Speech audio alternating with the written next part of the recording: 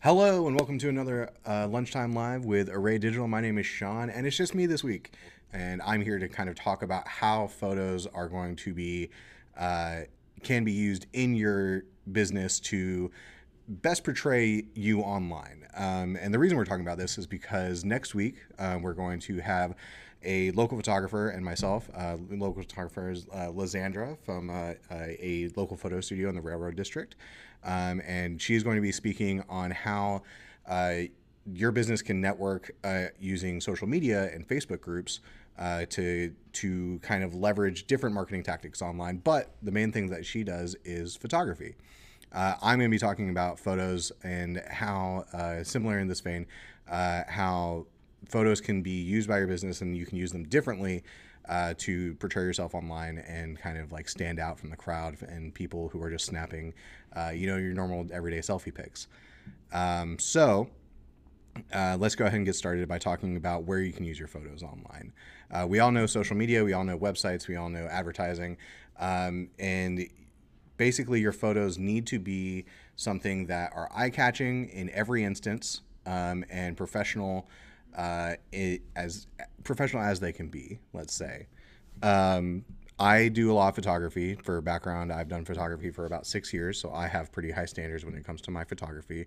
But I also kind of overlook or can overlook the importance of just having a photo sometimes. Sometimes it's better to have a photo quickly than it is to wait and get the perfect photo. Let's talk about social media for a second. Everyone has a phone on them nowadays. Everyone has a camera, and there's a very famous quote that the best camera is often the one you have with you. You don't need a fancy DSLR. You don't need a fancy film camera that you have to go and get developed like the Stone Age. You can actually just go out and begin to pump up your social media presence by just trying to take photos of your staff, photos of customer interactions, and photos of your location and products today. If you're having a slow Friday afternoon, if maybe your store is not quite as busy as it normally is, then you can go out and you can fill that time that you would be just kind of standing around, milling around on a Friday afternoon, take some photos, some products, get those onto an Instagram feed or a Facebook feed. If you have a TikTok account for your business, you can take video. That's one step further. This is good for your business in several ways because no one is really reading as much as they are online as they used to. Articles are good and are great for SEO and for getting informational content out there. But on social media, images and video are king. And oftentimes people will not be stopped by a caption that they see, but they'll be stopped by a photo that they see. So the photo that they see needs to stop them in the scroll. There are a couple things to keep in mind when you're doing this. When you're taking photos that are meant to stop people in the scroll, like I said, that they need to be professional, meaning, let's break that down. Professional means good lighting, sharp and clear images. So no blurriness, no out of focusness, no distracting filters. Everyone wants to pull a photo into Instagram and put a million filters on it because it's their aesthetic and their style, but it's often better to do some light edits and light touches on the photos and then throw them up that way. Most importantly, you have to have a focus and message of the photo. I could take a photo of the office in a couple different ways. I could take a wide shot of the office, kind of similar to what we're looking at now, where it's kind of everyone's on their computers, everyone's working, and kind of speak to the productivity of the office. It's a very clear message, and it's very clear, okay, everyone's working, so I'm going to show everyone working, and then the image and the caption are going to line up and talk to each other. The other thing I could do is I could focus in on one person, kind of walk to where maybe Brianna is sitting, and get close up on her working at her desk, and then talk about specifically SEO. It doesn't make sense to talk about everyone in that instance if I'm only focusing on one person. So you want to make sure that you have parity between the image that you're using and the copy that you're using. And then an example of something I might not want to do is maybe talk about how everyone is working in the office and show a photo of the outside of the office with no people in it. Because there's no people in the photo, it doesn't really make sense to be talking about everyone in the photo, right? Like you kind of want everything to be consistent. So it's important to be mindful of how you're using your photo in that context. And this just comes from kind of being more mindful about the message of the photo as you're taking it. As a photographer, when you go to an event, or when, like for instance, Day of Digital Marketing last night, there's a couple things at an event you want to take photos of. You want to take photos of the things that capture the atmosphere, the message of the event, and the attendees and the engagement that they had. So last night, what I was trying to do was I was trying to capture photos that showed the classiness of the event through the food, through the atmosphere, through the great Slover venue. And I was trying to also capture the networking side of the event before and after, of attendees kind of talking to each other, intermingling.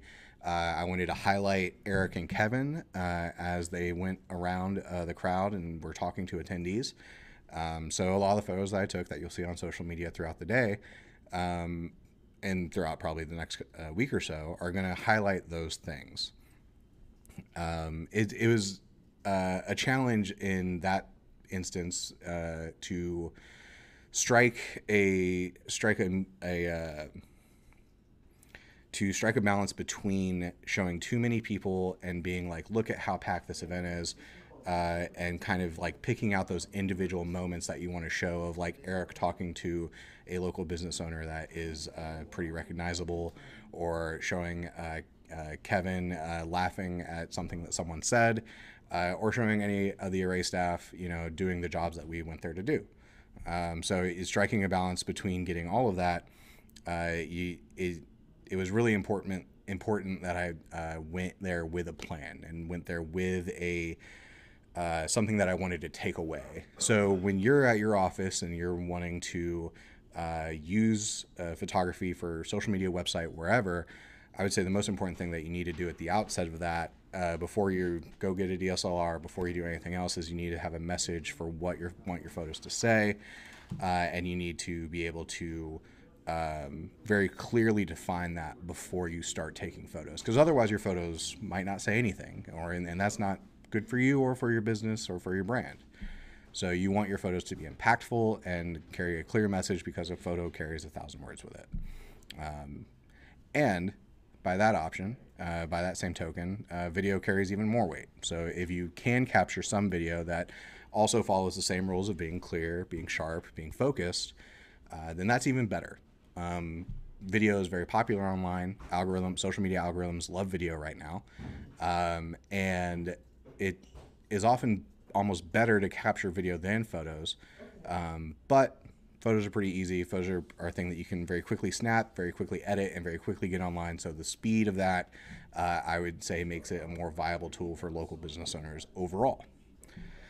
Well, what have you told me? What have you told me that you maybe don't have the best eye, or maybe don't have the time to go get photos and have them done and get that for your social media? Well, that's okay. It's fine that you might not have the time for that, or that maybe it's harder to find more attractive photos in your particular instance. Maybe your desk is always messy, for instance. Very common problem. No one wants to clean up their whole desk to take one photo of it to show how productive they are, because then you waste 30 minutes cleaning your desk to show how productive you are. A very good way to get around that is with stock photo sites. You can very quickly and easily use sites like Pixabay, Unsplash to find photos online that kind of match the theme and the message of what you're trying to get at. Just please don't. We always make the joke in the office of another marketing photo of someone on a laptop typing. So please, I would caution you to stay away from the cliche things online. And you'll know them when you see them. But if you are in a bind for photos and you just need something to put out on the internet, then you can use sites like Pixabay and Unsplash to go get a stock photo, bring it into an editing software, add just a little bit of text to it, just a little bit of personal touch to it, and upload that. And that will make you seem way more productive than spending a half a day cleaning off your desk to make it look like you were productive that day. There's all kinds of tips and tricks for photos. The internet is full of them. There's a lot of very overtaught things in photography, like lighting. There's a million videos on lighting. There's a million videos on this thing called the rule of thirds, which applies to composition. There's a million tips for how not to over edit your photos or under edit your photos. And I think people tend to get lost in the weeds on the particulars of uploading photography for their business. And they think everything, there's normally two schools of thought. There's either everything has to be so perfect that we never do it because nothing is perfect, or we don't really care, so we upload anything. And I think that there's a balance there of like, we can edit things sometimes and make sure that a lot of things are good. And that's going to be better for you because you're going to get more content out there and you're going to get more of your business out there. And that's what we ultimately want as business owners online. You want more of your business out there looking as good as it can be. And you want it to speak to what you do and give a warm, fuzzy feeling about your business. That's ultimately what you want. And you want your customer to see you as an expert in the field. You want your customer to see you as a place that's clean and attractive to go to or to interact with. And that's what these photos try to do. And I hope that this has been a good live stream for you. If you have any questions, you can feel free to comment them on this video. If you're here now, you can interact in the chat. And until then, we'll see you at our next live stream. We'll be live for Marketers Anonymous, and then after that, we'll be live every Friday around noon for the lunchtime live stream. And I hope everyone has a great weekend. Stay safe out there. We're basically checking the viability of doing Marketers Anonymous after this event with the spread of coronavirus, and we will be sure to keep everyone updated. We definitely want everyone to be safe, but we also want to not overreact and do something that we don't think would be in the best interest of the event at large. So please keep tuned to Array Social Media for further details on that, and I hope that everyone has a wonderful, wonderful weekend. I will see you next Friday. All right.